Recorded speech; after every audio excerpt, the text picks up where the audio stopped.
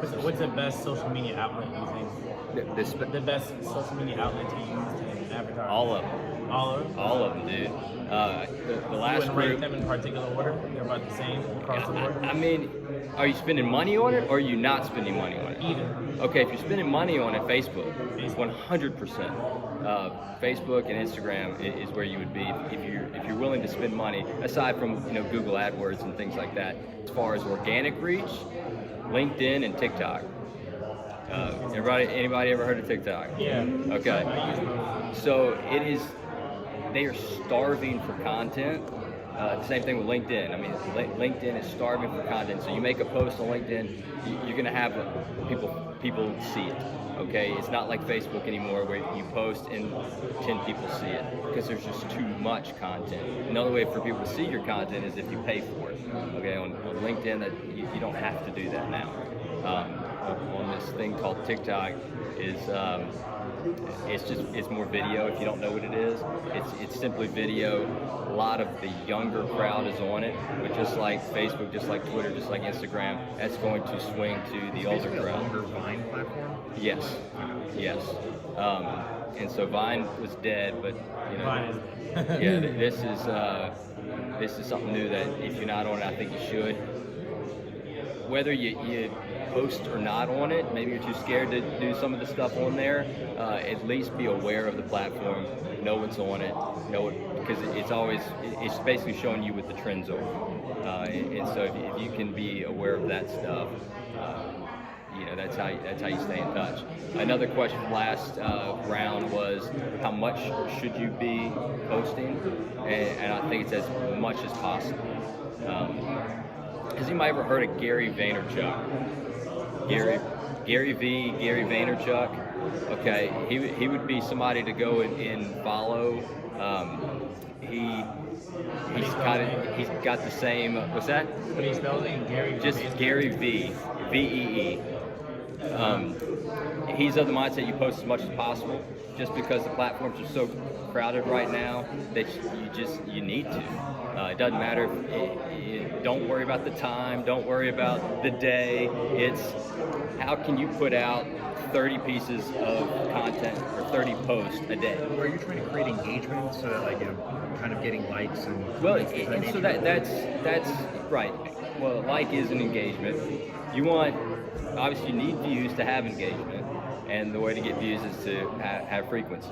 And so social media should be treated like you're going to the gym, right? I'm just curious if you were basically trying to create a library of content for somebody if they find you to kind of see what you're about, or if you're actually trying to just kind of get yourself out there so that people start knowing your name. So the philosophy is to document rather than do sales pitches. Nobody wants a sales pitch. Nobody wants to see a testimonial because nobody believes them anyway. And so it's about documenting your day, your practice, how you help people, and that geared towards whoever your end consumer is what you need to focus on and why they would want to see whatever you're posting. And so if you're just in that mindset whenever you are posting, then you're going to get the content that they would want to see, right? But again, no sales pitches. Nobody loves. That's just it's done. It's absolutely done.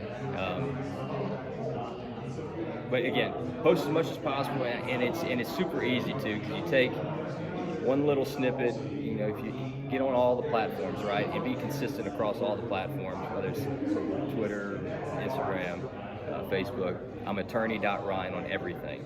And the reason why is because I think pretty soon we're going to go away from people on their phones going to Google and saying, hey, top 10 lawyers in Baton Rouge, right? The top 10 estate lawyers or cannabis lawyers. And they're going to start saying, hey Google or Alexa, who are the top 10, or find me a lawyer that does cannabis. And so you're going to need to be on that list, or you're going to have to have branded yourself so well on social media where people say, hey Google, get me Daniel. You know what I mean? And so the branding part of your social media needs to start now, so people know exactly what you do, that you get results, and have to do, because we're in such a weird spot where client confidentiality, right? And so you want to make sure that you're not, dangling your clients over here, and you can easily do that. I mean, you don't have to post about specific clients or anything like that, and you can just talk in generalities. But make it about your day and what you actually do. What else you guys got? I have a question. Yeah. So how do you deal with having both your personal pages and your business? Do you do away with the personal, or No, and I think that's just it's ease for me. I know people that do have a personal side and a business side. For me, I don't care, right? Because I'm a human being, I'm a person, all my clients know me, they got my cell phone number, they can call me, text me. I don't mind if they see my family.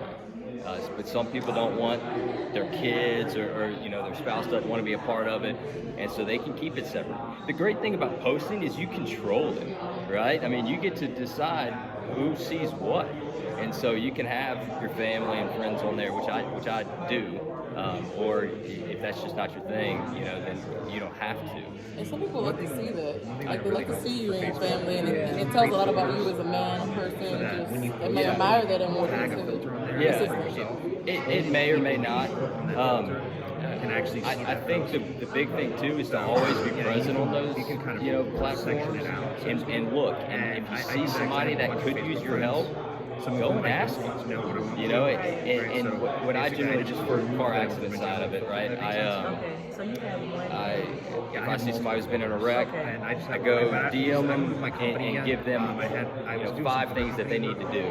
Hey, look, go, make sure you're on the police report. Make sure you go to the hospital. Whenever you get it takes 5 to 7 days to get a police report. I just give them the rundown so they have the information. Don't do any sales pitch, and just say, hey, here's my cell phone. If you have any questions, feel free to text me.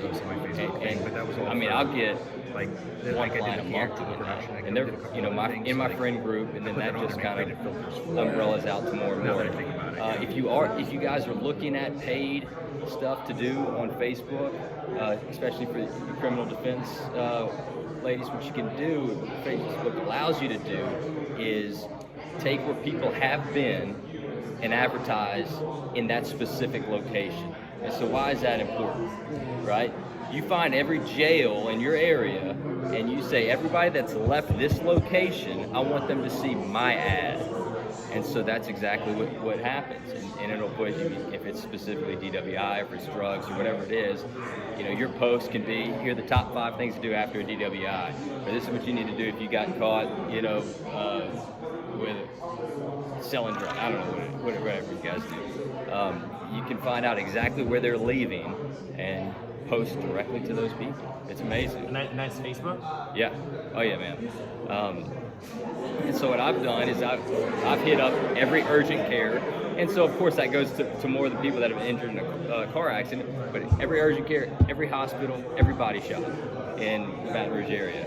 So if people are leaving those areas, they're going to see my ad on Facebook. And I'm sure you can do it on Google and YouTube as well.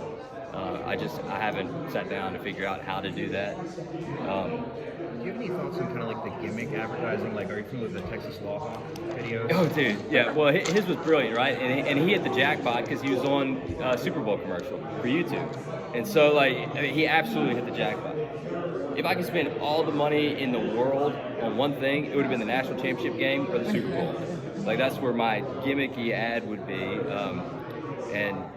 But I've done a few little gimmicky things like that. It doesn't work to get you clients. I mean, it may help people remember you, essentially, and that's the branding side of the social media. So just get your name out there, not necessarily for actual clients. Yeah, and I think with your post, if you're looking to get clients out of it, I think you're doing it a little bit wrong. I think if you are providing good information to people that they can actually use if they decide to, or enough information for people to say, man, Daniel is an expert in this. If I've got a question, I need to call him. I mean, again, we want to speak in generalities, right? We don't want to be putting out any form of advice of what they should be. I would. Really? I would absolutely, yeah. I put a disclaimer though on them. the disclaimer, man. Yeah, on your website. The bar is not going to be knocking on the door saying, "Hey, you said this on Facebook about it." I mean, well, not on Facebook. Social media, but I mean, on your website if you're doing like blogs or something. This is a drastic difference from a year ago. I was at Georgia thing just like this. And I had the exact opposite advice from someone kind of sitting in your seat. So this is... Dude, I just, and you can blame it on me, but dude, the internet's the wild, wild west, man. Like, it's not, if it's on TV, radio, yeah, you got to push it through the bar. But if it's on social media, generally that's because people are following you, and so it's. No, I agree. You know, it's like, hey, it's no different than me talking to friends and family. I agree with your perspective. Yeah. I got scared into doing anything online. Oh man, no, I push out everything. I don't do a disclaimer. I don't do anything. I had a video on TikTok. It's about diminished value, and I've got like 250,000 views, tons of comments, and everything. And if I had to put a disclaimer after every comment, I mean, it's just impractical. I wouldn't worry about that. Or maybe I should. Maybe I'll be disbarred. Some disciplinary action. Any other questions? I think we got about a minute left. Yeah. So again, I think it's you got to look at it through consistency and frequency. It's like going to the gym. You're not going to get better unless you keep going and you keep posting. You need to do videos. Any type of. Are we done? Finish what you're on and then. Yeah. So any type of post that you make, you got to do something that's going to grab their attention. Generally, a photograph or a video is going to grab somebody's attention. And if it's something that, obviously you got to do that catchy headline, but make sure that you're giving some type of value, not doing a sales pitch, essentially. All right. Yeah? Thank you. Yeah, of course. Good job. Do you have a card? No cards. I got them in my truck.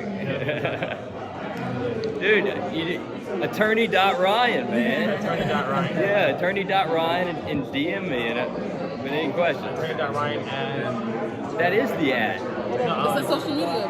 Oh, attorney.Ryan on social media? Yeah, on any type of social media you can find. Okay. All right, I'll look you over. I don't think you do well in Georgia. I might not be able to practice in Georgia. No, I think you'd be fine. It's just, this guy scared the shit out of me, man. Like, he's just like, don't post anything, like, don't even tell them what you should be doing. I'm like, what's the post that? Yeah, I don't know how you get your name out if you can. He basically saying, like, you're going to post, just post, like,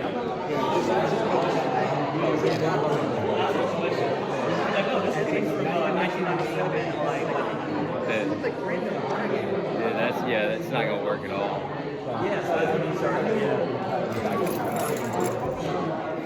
Dude, you're in a great spot because people are so interested in cannabis right now. I mean, like, you could be the cannabis lawyer. You're practicing in Louisiana. Dude, you could be the cannabis lawyer of Louisiana like that. It would literally take no time because nobody else is doing it.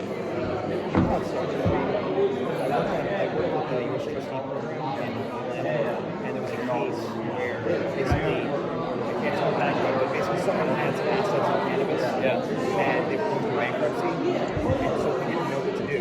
So I did like 60 hours of research on how to bifurcate the assets throughout in bankruptcy instead of wasting money. Wow. And then And now you're the cannabis lawyer. squeeze out. Dude,